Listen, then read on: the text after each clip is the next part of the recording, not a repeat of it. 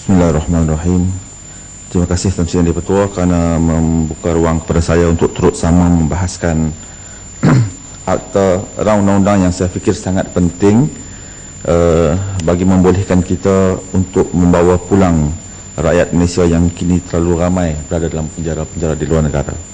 Tuan Sri Yang Di-Pertua, kebetulan dengan pembentangan rang undang-undang ini bertepatan dengan ada beberapa persoalan yang saya telah hantar sebelum ini.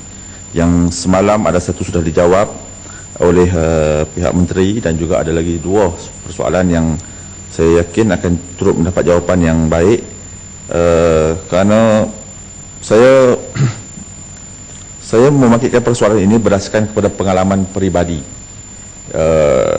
Kebetulan saya daripada negeri Kedah, negeri yang bersempadanan dengan Thailand.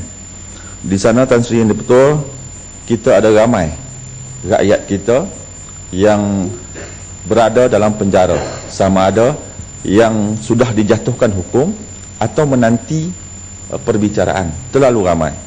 Saya yakin data-data yang diberikan oleh Timbalan Menteri awal tadi ialah data-data rasmi yang mengatakan bahawa terdapat 2,622 banduan rakyat Malaysia di luar negara.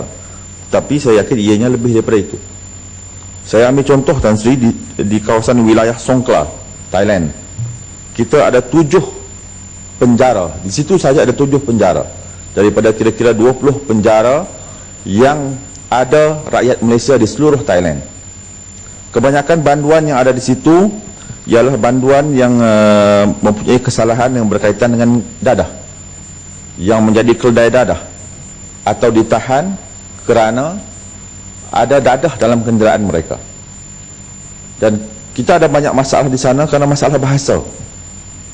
Kita tidak ada peguam Malaysia yang dapat membantu mereka di sana.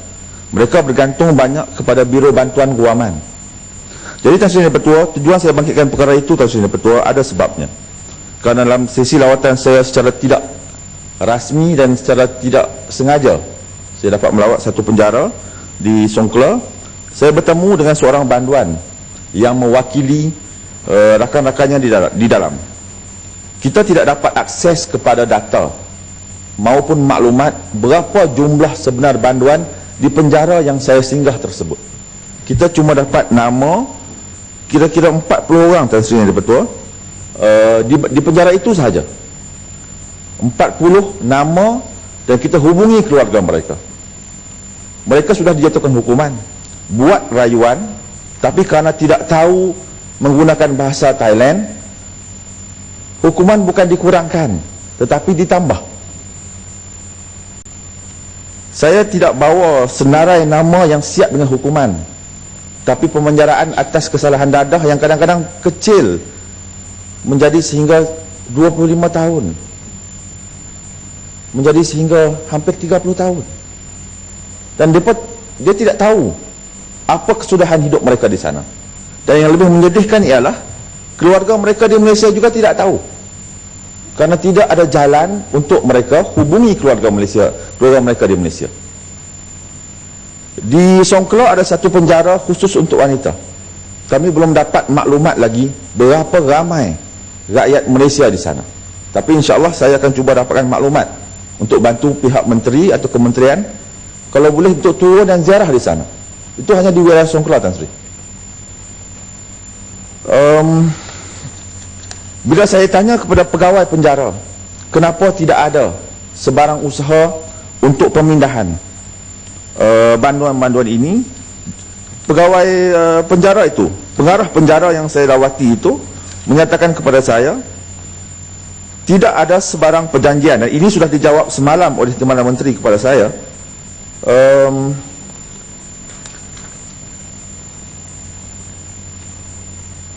Kerajaan Malaysia belum menandatangani sebarang perjanjian pemindahan banduan dengan Thailand atau mana-mana negara, kerana pada masa ini tiada undang-undang berkaitan yang membolehkan sebarang perjanjian berkenaan dibuat. Saya mendengar tadi ramai membicarakan tentang soal warga banduan asing di Malaysia, tapi saya lebih concern, saya lebih prihatin kepada banduan warga Malaysia di sempadan negara. Jadi saya rasa Pembentangan rang undang-undang ini dengan kelebihan dan kekurangannya adalah satu langkah awal bagi membolehkan Malaysia ada dengan izin locus standi untuk tanda tangani sebarang treaty, tanda tangani sebarang perjanjian bagi membolehkan banduan kita yang hidup di sana kembali ke Malaysia. Saya tengok cara hidup dia. Kebetulan penjara tu kita boleh tengok dan masuk. Sebagai seorang Islam, saya rasa agak kecewa kerana makanannya bercampur aduk. Cara hidupnya ditempatkan sekalian dan bersama-sama. Saya tidak tengok lagi penjara wanita. InsyaAllah ujung bulan ini saya akan tengok penjara wanita. Tapi cara hidupnya jauh berbeza dengan penjara di Malaysia. Saya tidak pasti sama ada majoriti rakan-rakan di Dewan Yang Mulia ini pernah masuk penjara di Malaysia ataupun di negara-negara luar. Saya sudah lihat penjara di Malaysia, saya sudah lihat penjara di Thailand, saya sudah lihat penjara di Indonesia, dan saya sudah lihat penjara di Cambodia. Keadaan di sana, penjara yang menempatkan warga kita jauh lebih buruk daripada penjara kita yang menempatkan warga asing yang melakukan kesalahan di Malaysia. Tan Sri Yang Di-Pertua, saya juga dimaklumkan oleh pegawai penjara tersebut, Thailand telah menandatangani 27 perjanjian pemindahan atau pertukaran. Dia dua perkara yang berbeza, Tan Sri Yang Di-Pertua. Perjanjian pemindahan atau pertukaran banduan 27 negara, dan sekarang ini masih dalam perundingan dengan 5 lagi negara. Tetapi bila saya tanya tentang Malaysia, dia kata tidak ada lagi sebarang usaha.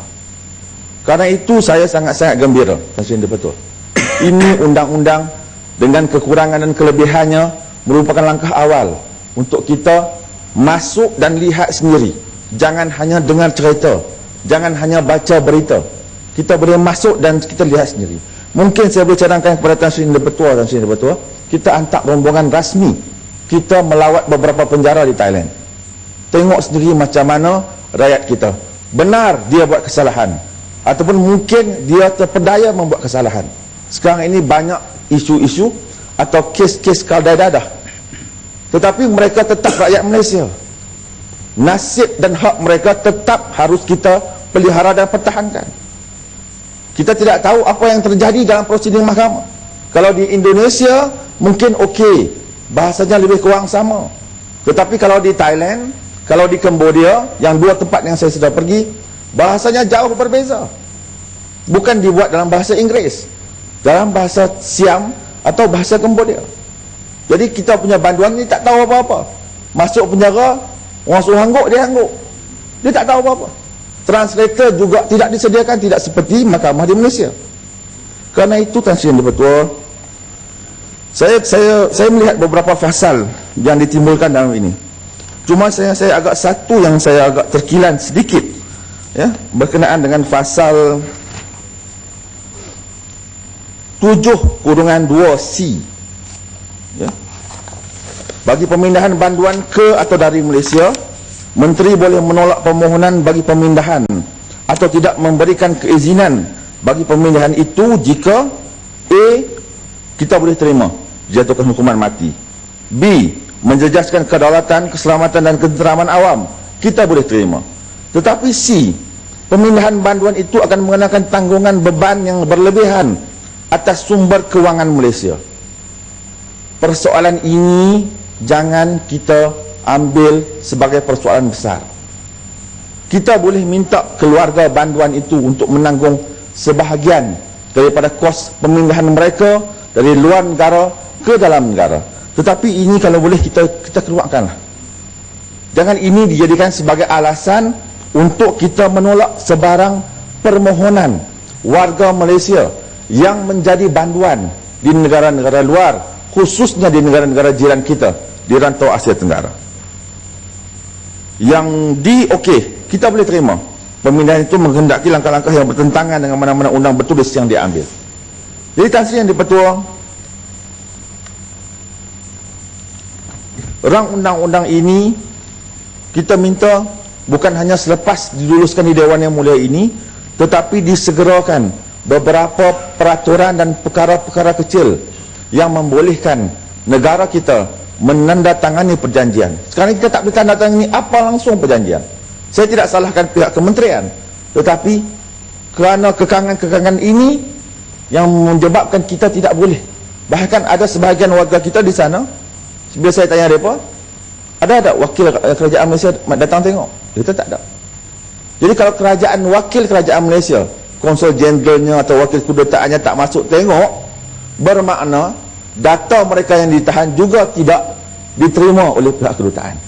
Kerana itu saya katakan daripada awal tadi, data yang diberikan oleh pihak kementerian adalah data rasmi yang diperolehi. Tetapi data yang tidak rasmi, saya yakin jauh lebih besar. Kerana ianya juga tidak termasuk dengan rakyat Malaysia yang masih ditahan tetapi belum menjalani perbicaraan yang sudah selesai dan dijatuhkan hukuman. Tan Sri Yang di-Pertua, saya tidak mahu mengulas secara detail kerana saya daripada awal menyokong pembentangan rang undang-undang ini. Cumanya jangan kita letakkan bebanan kewangan itu sebagai halangan. Ini persoalan kehidupan, ini persoalan nyawa, ini persoalan masa depan. Kita sebut bahawa proses hukuman itu adalah corrective measures, betul. Tetapi corrective measures dengan izin Tan Sri Yang di-Pertua dalam suasana hukuman yang kita mahukan di Malaysia, ianya dilakukan dalam proses pemulihan. Tidak mungkin rakyat Malaysia yang buat kesalahan di luar negara dipulihkan kalau tinggal dalam suasana pemenjaraan sebegitu, bercampur, tidak punya hubungan dengan kerajaan Malaysia, bercampur makan minumnya yang agama Islam dan bukan agama Islam. Bahkan saya Tan Sri Yang di-Pertua juga tahu kerana pernah beramal undang-undang.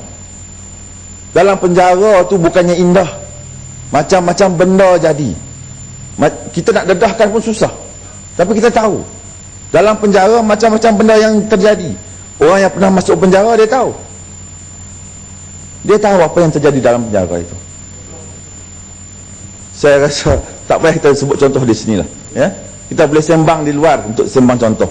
Tetapi itu di Malaysia yang suasananya agak aman, kehidupan di penjara dia. Tetapi di luar negara lebih teruk. Kes-kes pelacuran berlaku dengan berleluasa di penjara di Thailand. Bukan pelacur wanita, tetapi pelacur lelaki. Jadi kita tidak tahu apa jadi kepada rakyat kita. Ya, dia buat sedikit kesalahan, ya dia dihukum. Tetapi adakah dia perlu dihukum selama-lamanya sehingga merosakkan hidupnya? Kerana itu Tan Sri Yang di-Pertua, saya tidak lagi mahu bercakap panjang tentang soal ini. Saya menyokong penuh rang undang-undang ini. Saya mohon pihak kementerian menyegerakan sebarang perjanjian, sebarang usaha untuk membawa pulang rakyat Malaysia yang kini terpenjara di luar negara. Sekian, terima kasih. Terima kasih, Hormat.